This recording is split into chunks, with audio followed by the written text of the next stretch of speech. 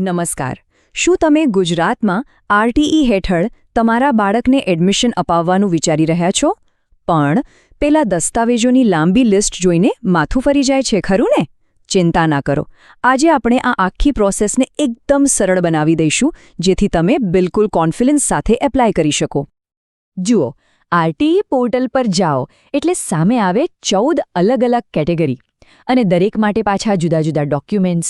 કોઈ પણ વાલી આમાં ગૂંચવાઈ જ જાય. પણ ગભરાશો નહીં, આપણો હેતુ જે છે કે આ બધું એકદમ સિમ્પલ કરી દઈએ. તો ચાલો આપણે આને જરા ઊંડાણથી સમજીએ. સારો, તો સૌથી પહેલાં આપણે એવા ડોક્યુમેન્ટ્સની વાત કરીએ જે બધા માટે કોમન છે. મતલબ કે તમે કોઈ પણ કેટેગરીમાં એપ્લાય કરો, આ કાગળો તો જોઈશે જ. એમ સમજો કે આ તમારી એપ્લિકેશનનો પાયો છે. તો આ 4 મુખ્ય ડોક્યુમેન્ટ્સ કયા છે? પહેલું, બાળકનો બર્થ સર્ટિફિકેટ. બીજું, તમારા રહેઠાણનો પુરાવો. ત્રીજું, બાળકનો પાસપોર્ટ સાઇઝનો ફોટો. અને ચોથું, વાલીની સહીનો એક નમૂનો. બસ આટલું તૈયાર કરી લો એટલે સમજો કે અડધું કામ તો પતી ગયું. આ બધા માટે કમ્પલસરી છે, યાદ રાખજો.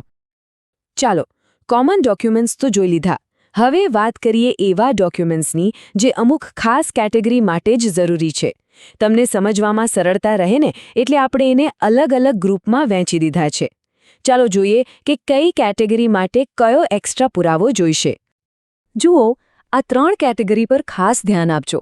જો બાળક અનાથ હોય, સંભાળ અને સંરક્ષણની જરૂરિયાતવાળું હોય, અથવા તો કોઈ બાલગૃહમાં રહેતું હોય, તો આ ત્રણેય કેસમાં ફક્ત એક જ મુખ્ય ડોક્યુમેન્ટ જોઈશે, અને એ છે ચાઇલ્ડ વેલફેર કમિટી એટલે કે CWCનું સર્ટિફિકેટ.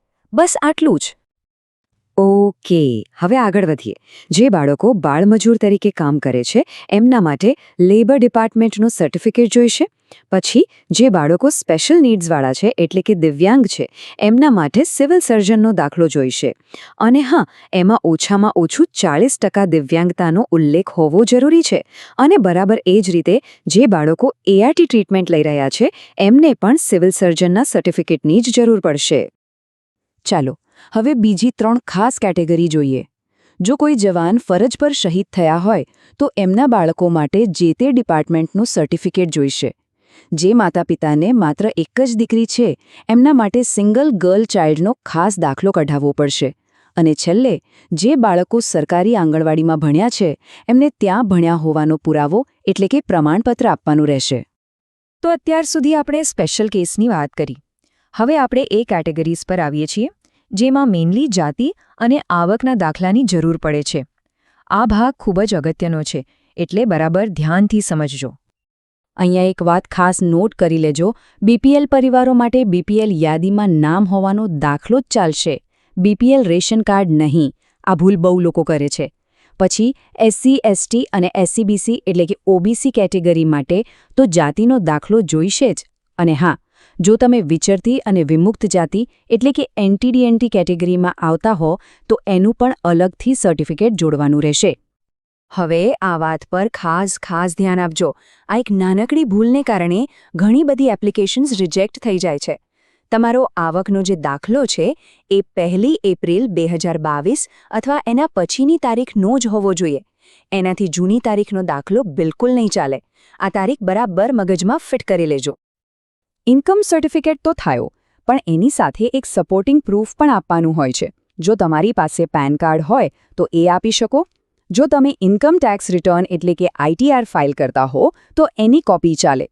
અને ધારો કે આ બંનેમાંથી કંઈ જ નથી તો પછી એક સિમ્પલ સેલ્ફ ડિક્લેરેશન એટલે કે સ્વઘોષણાપત્ર આપવાનું હોય છે. ઓકે, તો બધા ડોક્યુમેન્ટ્સ રેડી થઈ ગયા. હવે આવે છે છેલ્લો અને સૌથી ક્રિટિકલ સ્ટેપ, ઓનલાઈન અપલોડ કરવાનું. અહીંયા કેટલીક બાબતોનું ધ્યાન રાખવું ખૂબ જ જરૂરી છે, નહીંતર નાની ભૂલોને લીધે આખી અરજી કેન્સલ થઈ શકે છે. આ નિયમો બરાબર સમજી લેજો. પહેલું, ફક્ત ઓરિજિનલ ડોક્યુમેન્ટ્સ જ સ્કેન કરીને અપલોડ કરવાના છે. ઝેરોક્સની કોપી કે ઝાંખા ન વાંચી શકાય એવા ડોક્યુમેન્ટ્સ તરત જ રિજેક્ટ થઈ જશે. બીજું, ફોર્મેટ ફક્ત JPG અથવા PDF જ ચાલશે. અને ત્રીજી મહત્વની વાત, જો તમે ભાડા કરાર અપલોડ કરી રહ્યા હો અને એના 1 કરતાં વધુ પાના હોય તો બધા પાનાની એક જ PDF ફાઇલ બનાવવાની છે. અને એ ફાઇલની સાઇઝ 5 MB કરતાં ઓછી હોવી જોઈએ.